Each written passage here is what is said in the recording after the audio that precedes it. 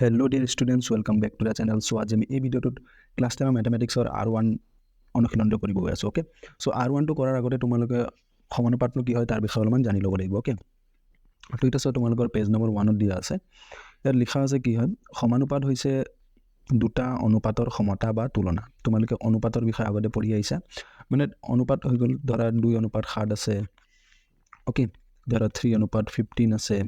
তো এইবোৰ কি হয় আমি তুলনা কৰিব পাৰোঁ। এইবোৰ আমি চাব পাৰোঁ যে 2 অনুপাত 7 এইটো আমি এনেকৈ লিখিব পাৰোঁ 2/7 ইকুৱেলছ টু ধৰা 3/15। এইবোৰ সমান হয় নে নহয়, ইয়াত যদি আমি চাওঁ 2/7 মানে 7/2 আৰু 3/15 এইটো যদি আমি ভালকৈ চাওঁ এইটো সমান হয় নে নহয়।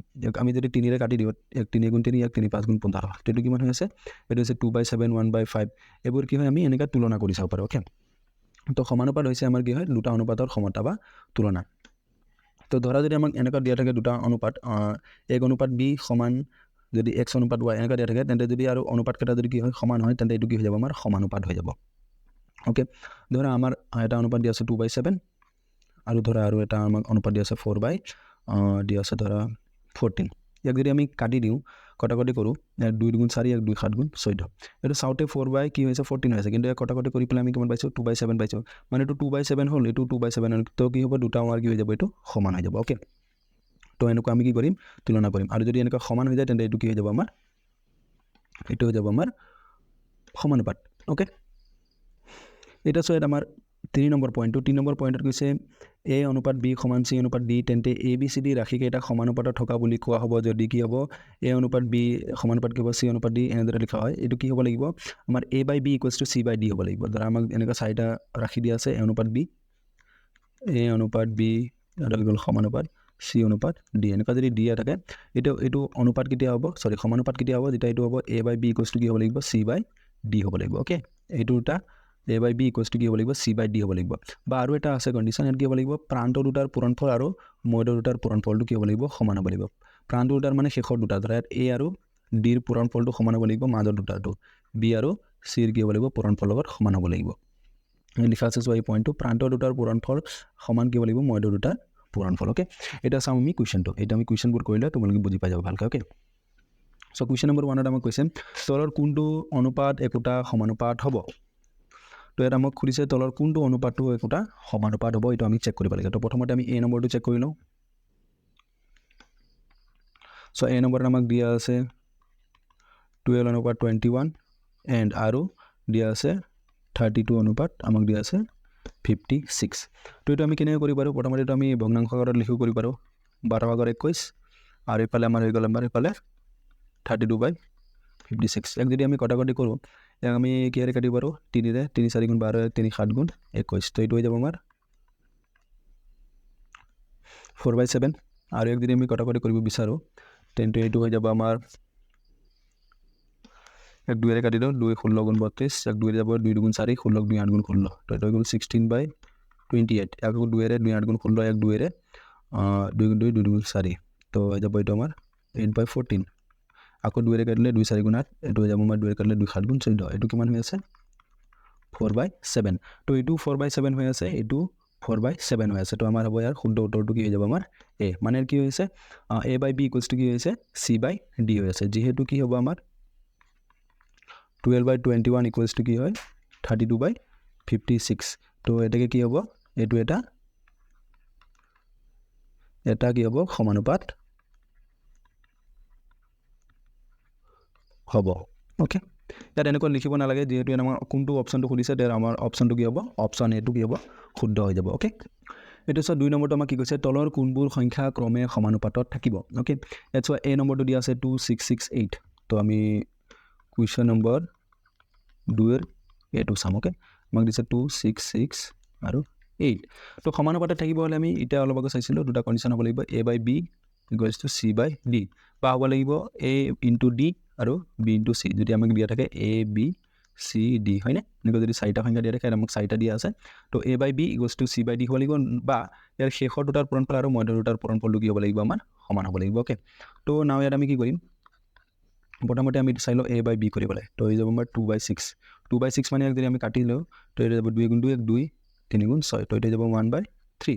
আৰু যদি আমি চাওঁ 6/8, ইয়াক যদি আমি কাটো 2 2 3 গুণ 6 2 4 গুণ 8 তো এইটো হৈ যাব থাকে 3/4 ওকে তো আমি যদি ভালকৈ চাওঁ এইটো আৰু এইটো সমান হৈছেনে নাই হোৱা a/b not equal to c/d তো আমি ক'ব পাৰোঁ যিহেতু কি হ'ল আমাৰ ইয়াত 2/6 নট ইকুৱেল টু সমান নহয় 6/8 লগত তো এটাকে এইটো কি হ'ব এইটো এটা সমানুপাতত নাথাকিব এই সংখ্যাকেইটা সমানুপাতত নাথাকিব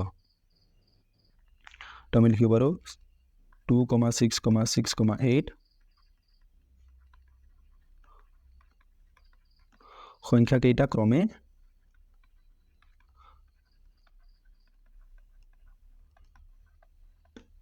সমানুপাতত নাথাকে ওকে তো এইটো যাব আমাৰ 2,6,6,8 সংখ্যাকেইটা ক্ৰমে সমানুপাতত নাথাকে এতিয়া আমি চাম বি নম্বৰটো দি আছে 10 20 30 আৰু 60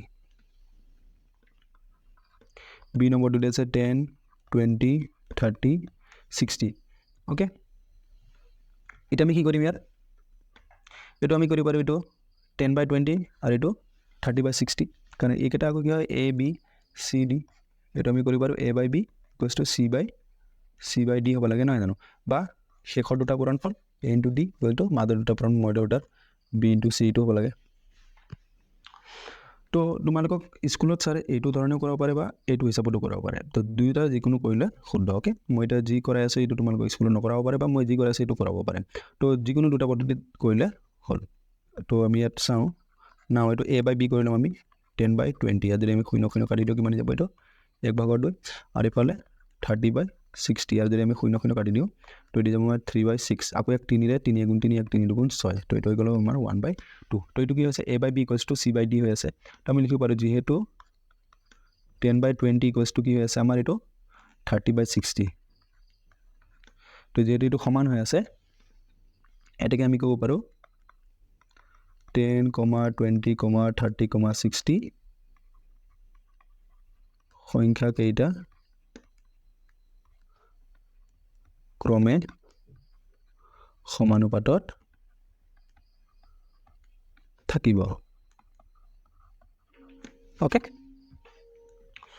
এতিয়া চাওঁ আমি c2 দি আছে pq p² q আৰু q² ওকে সো এইটো আমি এনেকৈ হ'ব সলিউশন সমাধান তোমালোকে লিখি ল'বা তো ইয়াত আমি কি কৰিম প্ৰথমতে এইটো p আপোন এইটো p/q প্ৰথমতে এইটো আৰু এইটো আমি ভগ্নাংশ কৰি লিখি ল'ম তো এটা আমাৰ p আৰু p টো আমি কাটি দিব পাৰোঁ তো ওপৰত থাকি যাব 1 আৰু তলত থাকি যাব আমাৰ q আৰু যদি আমি এইটো যদি ভগ্নাংশ কৰি লিখো p² q আৰু তলত হৈ গ'ল আমাৰ q² ইয়াক যদি আমি ভাঙি দিওঁ ওপৰত হৈ আছে আমাৰ p² q আৰু তলত আমাৰ কি হৈছে q² মানে q পূৰণ q তো এটা q আমি কাটি দিব পাৰোঁ তো ওপৰত হৈ গ'ল আমাৰ p² আৰু হৰত হৈ গ'ল আমাৰ q এটা যদি এইটো আমি ভালকৈ চাওঁ সমান হৈছেনে এইটো হৈ আছে 1/q এইটো হৈছে p² q তো এইটো আমাৰ সমান হোৱা নাই তো এইটো আমাৰ সমানুপাতত নাথাকে তো যিহেতু আমি ক'ব পাৰোঁ এইটো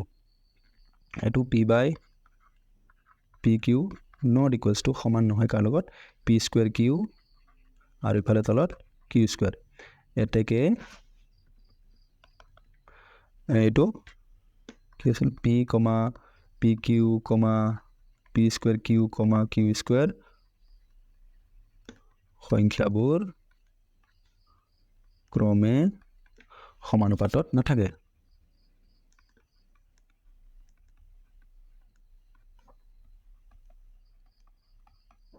ওকে এতিয়া আমি ইয়াৰ পাছৰ কুৱেশ্যনটো কৰিম ডি নম্বৰটো চোৱা এতিয়া আমাক ডি নম্বৰটো কি দিয়া আছে 624 আৰু 30 624 30 তো ইয়াত আমি প্ৰথমতে কৰিম এইটো আৰু এইটো ভগ্নাংশ ঘৰত 6/20 তো ইয়াক আমি 2 কাটিম 2 3 গুণ 6 2 2 10 গুণ 20 তো ওপৰত হৈ গ'ল আমাৰ 3 তলত যাব আমাৰ 10 আৰু এইটো এটা আমি ভগ্নাংশ কৰি লিখিম 4 আৰু তলত 30 ইয়াক আমি 2 2 দুগুণ 4 1 2 2 15 বাৰ হয়নে তো এইটো আমাৰ 2/15 মানে 15/2 তো এতিয়া যদি আমি ভালকৈ চাওঁ এইটো সমান হৈছেনে নাই হোৱা তো আমি লিখিব পাৰোঁ যিহেতু এইটো কি হয় 6/20 ওকে আমি লিখোঁতে এইটো নিলিখোঁ ওকে লিখোঁতে এইটো লিখিম ওকে যিহেতু আমাৰ কুৱেশ্যনত এইটো দি আছে তো আমি এইটো লিখিব লাগিব এই সংখ্যাবোৰ ওকে 6/20 নট ইকুৱেলছ টু এইফালে আমাক দি আছে 4/30 এতেকে 6,20, 4, 30 সংখ্যাবোৰ ক্ৰমে সমানুপাতত নাথাকে ওকে তো এইটোৱে হ'ব ইয়াত শুদ্ধ উত্তৰ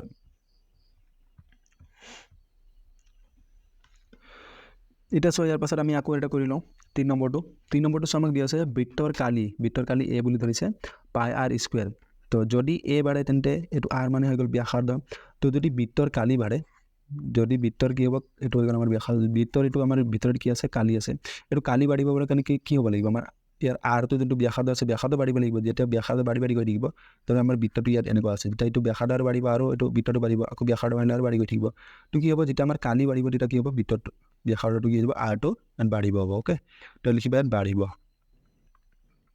ওকে তো যদি a বাঢ়ে তেন্তে r বাঢ়িব যদি r কমে যদি ব্যাসাৰ্ধ কমে তেন্তে a মানে কালি এটো হ'ব আমাৰ কমিব ওকে কালি বাঢ়িলে ব্যাসাৰ্ধ বাঢ়িব বা ব্যাসাৰ্ধ বাঢ়িলে কালি বাঢ়িব আৰু যদি ব্যাসাৰ্ধ কমে তেন্তে কালিও কমিব ওকে তো এটো আমাৰ কমিব